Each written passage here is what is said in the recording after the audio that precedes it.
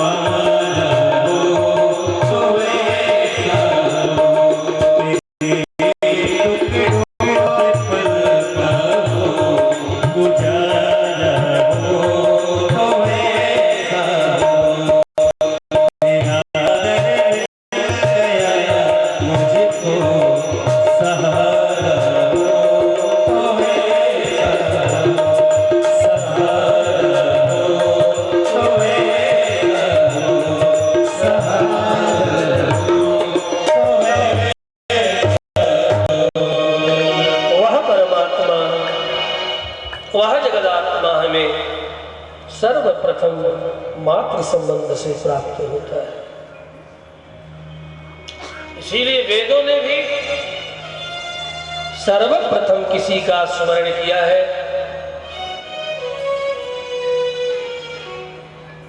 यजुर्वेद की तैतरीय शाखा कह रही है,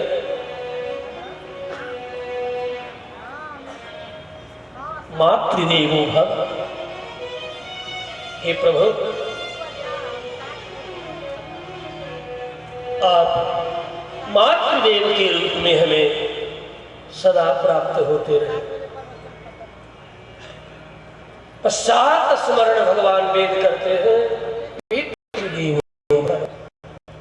दूसरे स्थान पर कह रहे हैं, आचार्य देवो भव। त्वं भव मध्यम एक वचन परमात्मा से प्रार्थना है, मातृदेव तुमेव माता अतः मातृदेवो भव। हे प्रभु, आप ही मेरी माँ हो, ये प्रार्थना है। आप ही हमारे पिता हो। भव का अर्थ है ये प्रार्थना है। त्वं भव, आप हो, हम किसी और को माता के रूप में नहीं जानते। तात्पर्य है कि जो माता पिता और आचार्य के रूप में प्राप्त हुए हैं, ये और नहीं है। ठीक से स्मरण करो, ठीक से इस तथ्य को समझो, तो माता पिता आचार्य के रूप में भगवान ही प्राप्त होते हैं। पता नहीं कैसे ये संस्कृति इतनी बिगड़ती चली जा रही है।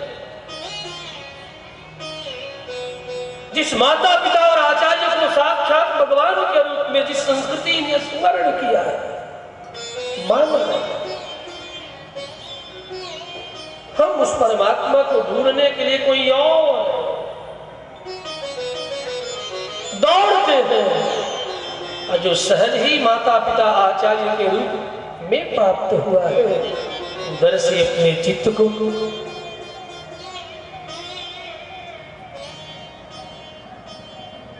इस तरह हटा रहे हैं कि ये परमात्मा के रूप में प्राप्त माता पिता आचार्य आज दुख को प्राप्त कर रहे हैं, बड़े कष्ट पा रहे हैं। यदि तुम्हारी माँ कष्ट में है तो सोचो यदि तूने अपने पिता को कष्ट दिया है तो सोचना तेरा परमात्मा, तूने परमात्मा को दुखी किया है, किसी और को नहीं। फिर चाहे लाख तीर्थों के थपेड़े चक्कर लगा ले, लाख मंदिरों के चक्कर लगा ले, लेकिन प्राप्त माता पिता आचार्य यदि दुखी है तो सोचना तेरा सात तीर्थ, सारे मंदिरों का संक्रमण चक्कर ये सार्थक नहीं होने का। इसलिए देखो अपनी संस्कृति में ये श्लोक जन्म से ही घुट्टी में लोगों को प्राप्त होता रहा है। त्वमेव माता च पिता त्वमेव, त्वमेव बंधु च सखा त्वमेव, त्वमेव विद्या द्रविणम त्वमेव, त्वमेव सर्वम मम देव देव। ये किसी मंदिर में जाकर के कहने का नहीं, ये मंदिर में स्मरण करने के लिए श्लोक नहीं, ये प्रार्थना नहीं। हम जिसके सामने हैं वह परमात्मा ही मूर्तिमान होकर के बंधु के रूप में प्राप्त हुआ है। ये भाव, इस भाव से स्मरण करने के लिए जो सामने है माता पिता बंधु के रूप में, आचार्य के रूप में, परमात्मा ही विग्रह धारण करके, साकार रूप धारण करके हमें इन संबंधों के रूप में प्राप्त हुआ है। ये हमें भागवत सिखाती है, ये हमें भागवत बताती है, ये कथा बताती है। वही तो है सच्चित आनंद रूप।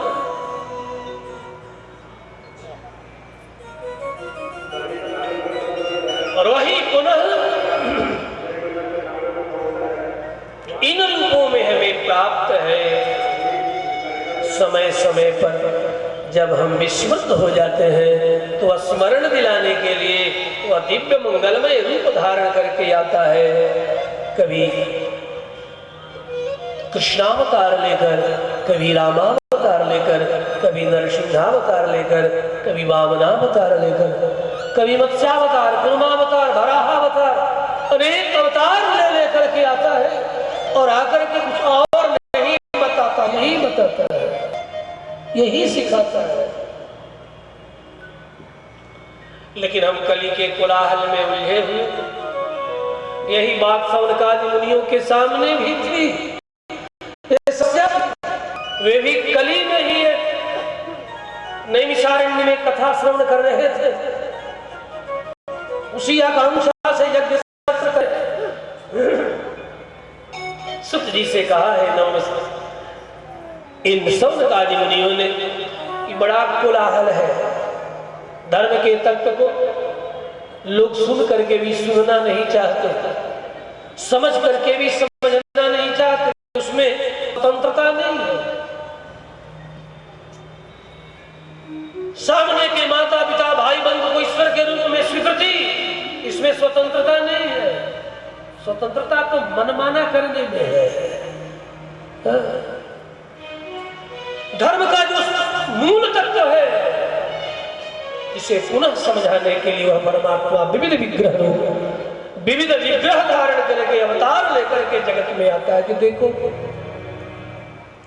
मैंने धर्म शास्त्रों के द्वारा, वेदांत शास्त्रों के द्वारा यही निर्वचन किया, यही समझाया, लेकिन तुम शब्दों की भाषा, शास्त्रों की भाषा सुनने के लिए तैयार नहीं, तो मैं आ गया। तब भी आते सौनकादि मुनियों ने कहा कि बड़ी अजब स्थिति है, गजब की स्थिति है। क्या है? प्रायः करके इन तथ्यों को लोग न स्वीकार कर मनमाना आचरण करने में ही सुख सौविध्य समझ रहे हैं। सुताख्या ही कथासारम मम कर्ण रसायनम अज्ञानध्वांत विध्वंस कोटि सूर्य समप्रभा भक्ति ज्ञान विरागातो विवेको वर्धते महा माया मोह विलासस्य वैष्णवैः क्रियते कथम्।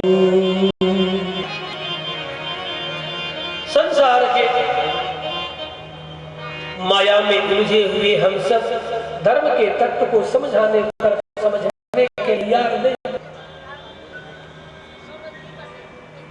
आप कुछ ऐसा कहो कि बात समझ में आवे, हृदय में विवेक बढ़ जाए, निरक्षीण विवेक बढ़ जाए और सबके प्रति हरि रूप से, हरि रूप में सबके प्रति सेवा का भाव बढ़ जाए, भक्ति ज्ञान सेवा का भाव बढ़े और ये बोध हो कि जगत के सकल संबंधी कोई और नहीं, हे प्रभु वही है, वह पर तत्व परमात्मा ही है।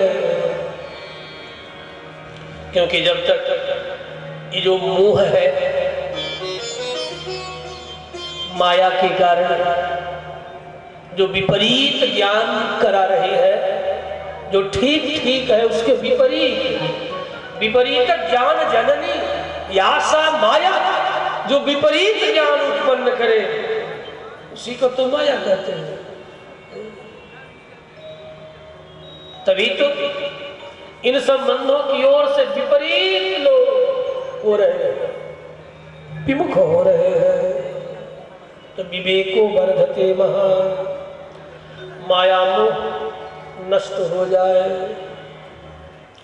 और आप तो देख ही रहे कि घोर कली, कलह का युग, कली मतलब कलह का युग, यह घोरे कलह प्राप्ते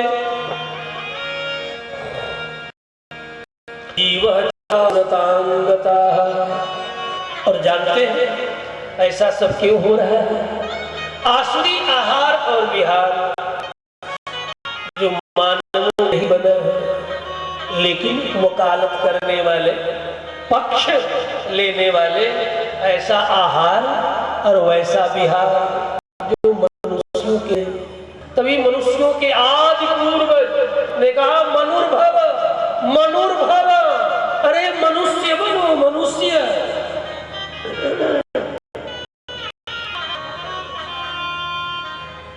मनुष्य होने में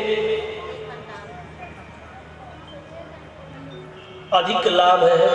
क्या?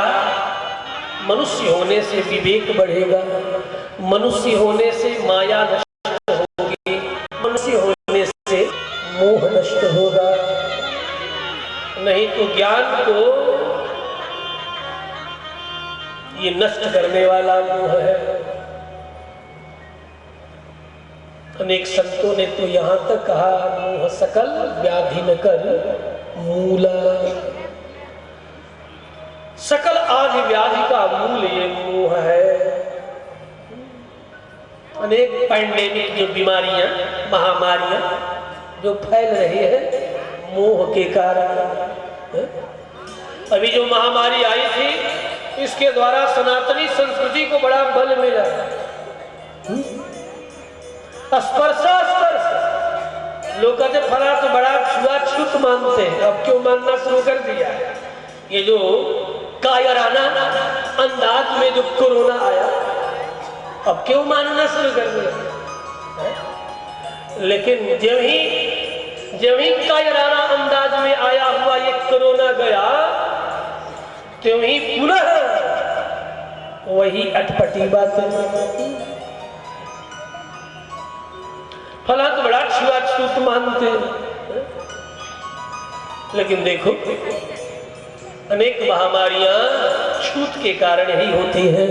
उन महामारियों से बचने के लिए हमारे पहले ही परमर्षियों ने आचार धर्म दिया। आचार प्रथमो धर्म, और अनुसार में कहा आचार प्रथमो धर्म, आचार प्रथम धर्म है।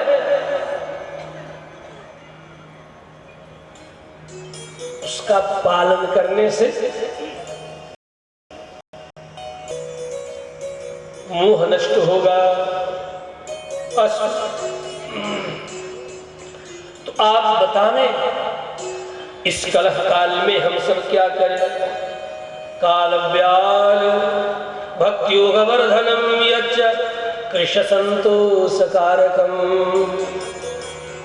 एक तरफ 18 मुनिगण, एक और सुख जी महासन पर विराजमान है। उनसे ये प्रश्न है,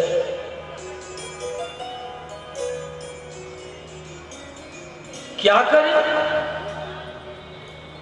कि प्राणी मात्र का कल्याण, सबके प्रति सेवा का भाव, तत्व क्या है ऐसा बोध,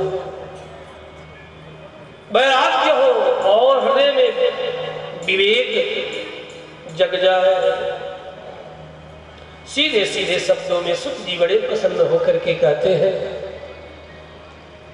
देखो श्रीमद्भागवतम शास्त्रम कलौ कीरेण भासितम।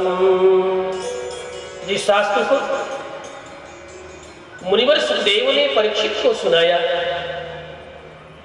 उस शास्त्र को श्रवण करने से ये सब होगा। एतस्मादन्तरं किंचित मनः शुद्ध्यै न विद्यते। कली के कोलाहल को दूर करने के लिए इससे बढ़कर के और कोई उपाय नहीं। और सुनो, जन्मांतर पुण्य जब मूर्तिमान होता है, जन्मांतरे भवेत् पुण्यम तदा भागवतम लभेत्। तभी सुन अनुभव करने को प्राप्त हो। सुनो, देखो, मैं थोड़े में इसकी महिमा कहूं। जब परीक्षित गंगा के तट पर मुनिवर सुखदेव के द्वारा कथा श्रवण आरंभ करते हैं, उसी समय स्वर्गीय देवता हाथ में स्वर्गामृत घट में भरकर चले आए और कहने लगे, तू मरने से डरता है? तुझे सांप लगा है? का सांप ग्रस्त कौन नहीं है? इस जगत में सभी 7 दिनों में जन्म और सभी 7 दिनों में मृत्यु को प्राप्त होते हैं, लेकिन मैं ये चाहता हूं कि हमारी मृत्यु सुधर जाए। मैं ऐसा मरण मरना चाहता हूं, हे ब्रह्मराज, मरने के बाद पुनः न मरना पड़े। परीक्षिते कथा वक्तुम सभायां संस्थिते सुखे सुधा कुंभं गृहीत्वैव देवा तत्र समागमन्। देवताओं ने कहा, परीक्षित राजन, व्यर्थ तू डर रहा है, तनिक डरो मत। देखो, हम स्वर्ग का अमृत लेकर के आए हुए, एक घड़ा भर के लाए, पी लो। तुम जिस तक्षक के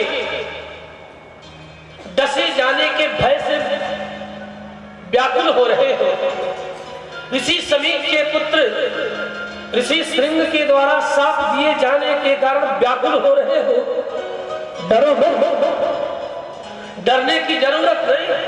लो, ये अमृत है, इसे पी ले, तो पीते अमर हो जाएगा।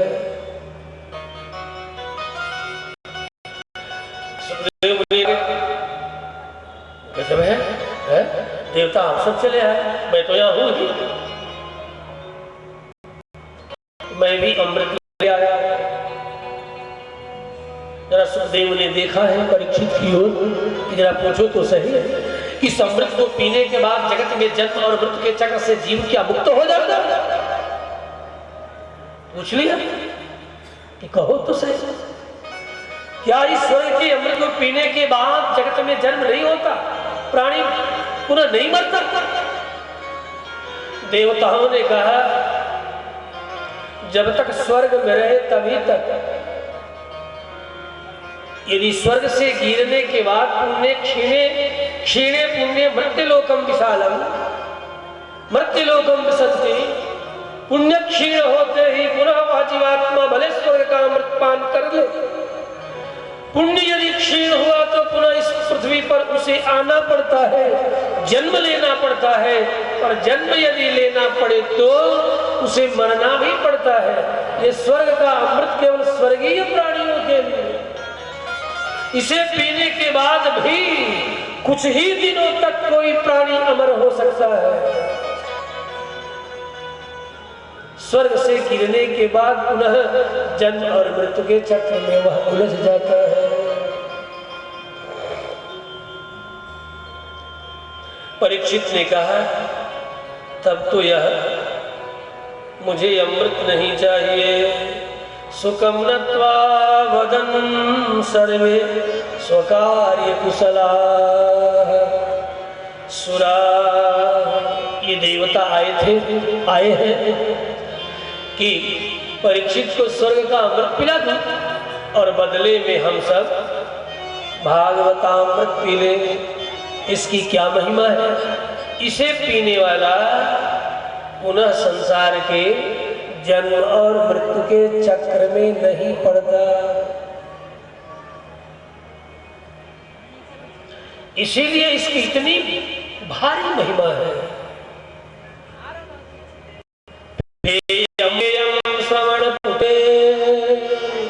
इसलिए बंधुओं, इसे कान रूप दोनों में भर भर करके पीना चाहिए। एक बार अनेक बार चाहिए, प्रत्यक्ष पीना चाहिए, केवल ऑनलाइन नहीं पीना चाहिए, प्रत्यक्ष पीना चाहिए। आजकल लोग कहते भी सुना जा रहा है कि चलो फला का आ रहा है, इतने बजे से फला का लाख बार ऑनलाइन पी लो। वो तो केवल मैसेजिंग है कि आपके हृदय में 2-4 बार ऑनलाइन पीने का, ऑनलाइन के बाद पीने की योग्यता आपके हृदय में जन्म ले और तब इसे प्रत्यक्ष पान करो। जैसे यहाँ जयप्रकाश उद्यान में प्रत्यक्ष पिलाया जा रहा है। इसीलिए बार बार मैं, यद्यपि हमारी कथा भी ऑनलाइन है, एक बार डालो स्वामी गोपालाचार्य, बस उंगलियां जहां छेड़ा अपने एंड्रॉइड पर, एप्पल पर सरकने, कथाएं सरकने लगे। जो एपिसोड सुनना सुन, सैकड़ों का, हजारों एपिसोड ऑनलाइन पड़े हुए हैं ऑन योर यूट्यूब। लेकिन वो केवल आपके हृदय में जिज्ञासा का जन्म कराने के लिए, मात्र वह मैसेज है, सूचना है। लाभ तो प्रत्यक्ष का ही है।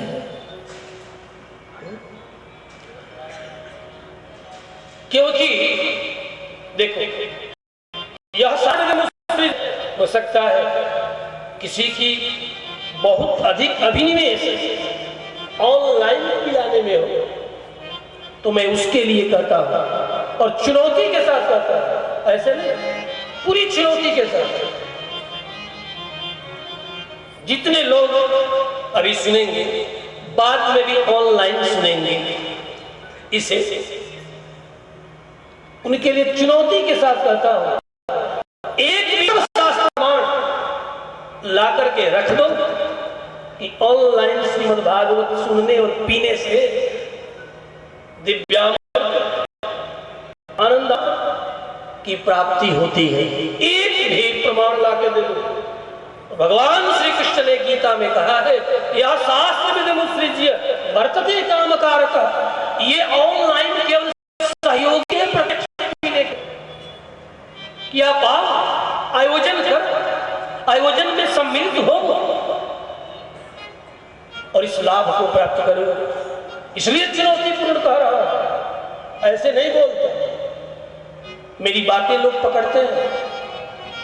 यह शास्त्र विदमुत्सृज्य वर्तते कामकारकः, केवल अपनी कामनाओं को संतुष्ट करने के लिए शास्त्र विधि का उत्सर्जन करके, त्याग करके, और आप लोगों के मनोरंजन के लिए, मनोरंजन के लिए कहते फिरो ऑनलाइन पी लो, तेरा परम कल्याण हो जाएगा। मैं 1000 बार कहता हूं, असंभव है। परम कल्याण को प्राप्त करने के लिए तो आपको प्रत्यक्ष ही श्रवण करना होगा। और आप भाग्यशाली जो प्रत्यक्ष श्रवण करने के लिए उपलब्ध है, उपस्थित है।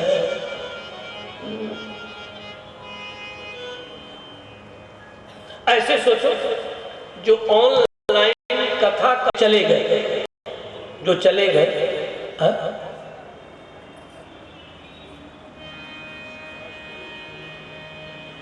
और वे पुनः सुने। मैं उन्हीं से पूछता हूं, ऑनलाइन कथा कह के चले गए, हम आप साथ, और दोबारा आप सुने, आपने अनुभव किया कि उससे आपका कल्याण हो रहा है? मैं कहने वालों के लिए कह रहा हूं, मैं सोचा उसमें, क्योंकि कहने के बाद हम भी रिवाइज करते हैं, देखते हैं क्या क्या ठीक और क्या गलत। रस नहीं आता, नहीं आता, सच कहता हूं, रस नहीं आता। और शास्त्र प्रमाण भी नहीं है, और शास्त्र प्रमाण यदि नहीं है तो शास्त्र ही हमारे यहां मुख्य प्रमाण माने गए। वर्तते काम कारक न स सिद्धिम अवाप्नोति। जिस कामना से प्रेरित होकर के आप ऑनलाइन कथा श्रवण कर रहे हैं, न स सिद्धिम अवाप्नोति, उस सिद्धि की प्राप्ति आपको नहीं हो सकती, न सुखम, न ही वह आनंद की प्राप्ति।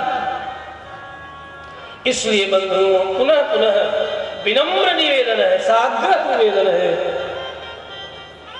करबद्ध निवेदन है कि आप अवश्य सुने ऑनलाइन, लेकिन जीवन में प्रार्थना करें परमात्मा से कि हे नाथ, कभी ऐसा अवसर दे कि हम कहीं प्रत्यक्ष श्रीमद् भागवती कथा आमने सामने बैठ करके श्रवण कर सके।